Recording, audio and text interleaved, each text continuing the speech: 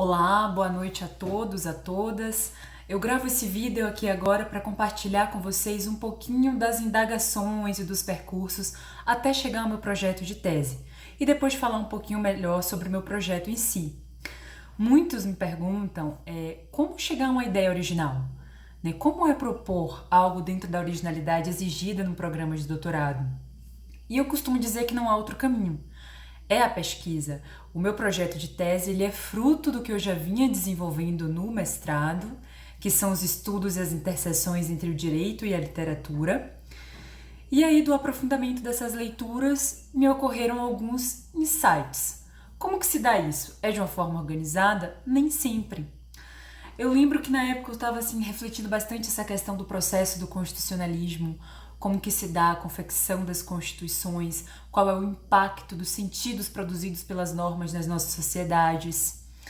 E aí eu me lembro de presenciar um diálogo que me chamou bastante atenção. Eram duas senhoras e uma delas falava assim para outra: eu tenho uma empregada doméstica em casa, e além de tudo que eu já dou a ela, televisão, né, geladeira, sofá, ainda acha pouco e quer que eu assine a carteira. Aí a outra senhora que eu via, isso eu estava numa fila de supermercado, me lembro, a outra senhora que eu via disse assim, é igual lá em casa então, porque lá, nossa, a gente trata como uma verdadeira irmã e ainda fica exigindo hora extra e outras séries de direitos. A nossa Constituição de 88, ela trouxe no seu artigo 3º essa proposição de uma sociedade de justas e iguais, né? É o nosso projeto de sociedade. Existe hoje toda uma legislação protetiva em relação aos direitos trabalhistas. E por que mesmo com esse estabelecimento estatal, mesmo com essa previsão na Constituição, com as políticas públicas, com a veiculação, né, dessa importância dessa proteção na televisão, por que o imaginário social resiste tanto? Por que essas senhoras na minha frente não assimilam esse sentido ao tempo em que eles são propostos? E aí, refletindo essas questões, eu comecei a pensar, né, na Constituição. E não existe, a verdade é que não existe, o professor Catone de Oliveira fala bastante disso, uma correspondência automática entre o que um texto traz e o impacto que terá na sociedade, no imaginário social, no imaginário histórico. E não existe porque esses sentidos preconizados na Constituição, eles vão se estabelecer como parâmetros narrativos. Eles ganharão vida através das narrativas produzidas a partir deles. E foi nesse pensamento, nessa inquietação, reparem, que me veio, né, à luz a ideia de pensar o fenômeno do constitucionalismo, da confecção das constituições atrelado à literatura, de comparar a confecção de uma constituição à confecção de um texto, né? É algo centralizado no que a gente chama dos estudos do direito como literatura. Como leríamos o direito? Como entenderíamos o processo de confecção de uma Constituição se literatura fosse? E é aí que os conceitos elaborados na teoria literária, que é algo que já faz parte da minha agenda há algum tempo, eu já estudo esses conceitos há algum tempo, olha só como a pesquisa ela vai se assimilando, foi aí que me ocorreu aprofundar o estudo do conceito da intertextualidade, que é um conceito elaborado pela semioticista búlgara Julia Kristeva, para entender o seguinte: pensando numa obra de arte, pensando numa obra literária, melhor dizendo, a intertextualidade quer dizer que todo texto, toda narrativa literária é elaborada a partir de outra. O Gérard Gennet vai nos explicar que qualquer texto é a transformação ou imitação de um outro texto. Basta a gente pensar que diversas vezes a gente a gente assiste o enredo de Romeu e Julieta se repetir em outro contexto, personagens com outros nomes, famílias com outros sobrenomes. Isso a gente dá o nome de imitação. Mas às vezes esses sentidos são transformados. É por isso que ao ler um texto literário fica a sensação em nós de pertencimento, né? Uma vírgula, uma ambientação, um lugar, a descrição de um cenário vão nos remetendo a conhecidos sentidos, porque nenhum texto parte de um grau zero de sentido. Pensando na Constituição, ela também não. Uma Constituição não é um grau zero de sentido e por isso ela não vai trazer esse impacto imediato.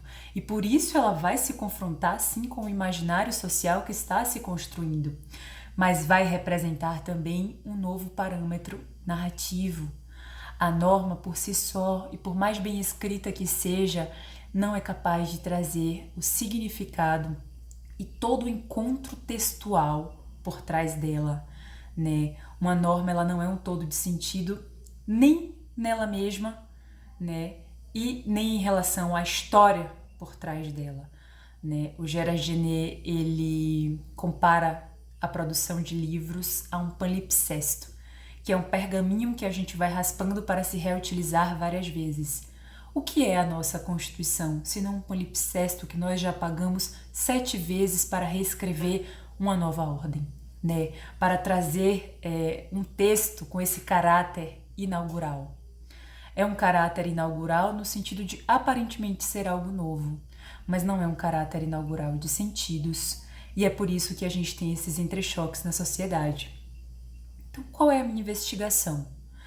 Se a gente entender as constituições, né, dentro desse entrelaçamento intertextual e como parâmetro narrativo, poderemos assim escrever novas narrativas, e aqui eu me volto especificamente para o papel da jurisdição, porque a jurisdição comparada ao poder legislativo ou ao executivo é aquela que, numa questão de temporalidade, né, é quem tem a temporalidade maior para descrever, para escrever. São os nossos narradores, né? Narrativas que talvez não caibam no tempo de uma ação executiva ou no tempo e nos ritos parlamentares. Então eu me volto para esse papel da jurisdição. Entendendo as constituições como essa estrutura intertextual e como um novo parâmetro narrativo, será que é possível buscar, será que é possível instituir uma cultura de reconhecimento dos direitos fundamentais a partir de então? Sabendo que essa norma, ela traz, através do pergaminho que a gente raspa para utilizar um novo, uma história de esquecimentos, uma história dos textualmente excluídos, né? Será que estabelecendo como um parâmetro, por imitação ou transformação, essas narrativas judiciais trarão essa cultura de reconhecimento aos direitos fundamentais? É a minha investigação. Vejam que é uma investigação interdisciplinar, envolve o papel da jurisdição, que é um papel hermenêutico, e eu vou dialogar fortemente com a hermenêutica filosófica, né? Porque a jurisdição que busca o reconhecimento, ela necessariamente o fará através do paradigma da intersubjetividade, desenvolvido por Heidegger, passando por Gadamer, e aqui no Brasil mais fortemente pelo professor Lênio Luiz Streck e o professor Ernildo Stein. Eu vou dialogar fortemente com a literatura, né, porque o conceito da intertextualidade é um conceito literário, um conceito pensado para obras e narrativas literárias, e aqui a gente, através de um jogo metafórico, pensa, e se o direito fosse como a literatura, né? E se a confecção de uma constituição fosse como a confecção de uma história literária? E aí, através desse exercício, a gente consegue aplicar as regrinhas da teoria literária a essa concepção, e dialogo fortemente com as questões jurídicas em si. Então, é um diálogo do direito, da literatura e da filosofia, né, entrelaçados na busca dessas respostas, né? Eu espero que eu tenha ajudado. A ideia aqui não é expor o meu projeto em si, né? Eu tô falando um pouquinho sobre ele para que vocês possam entender esse processo da criatividade, né?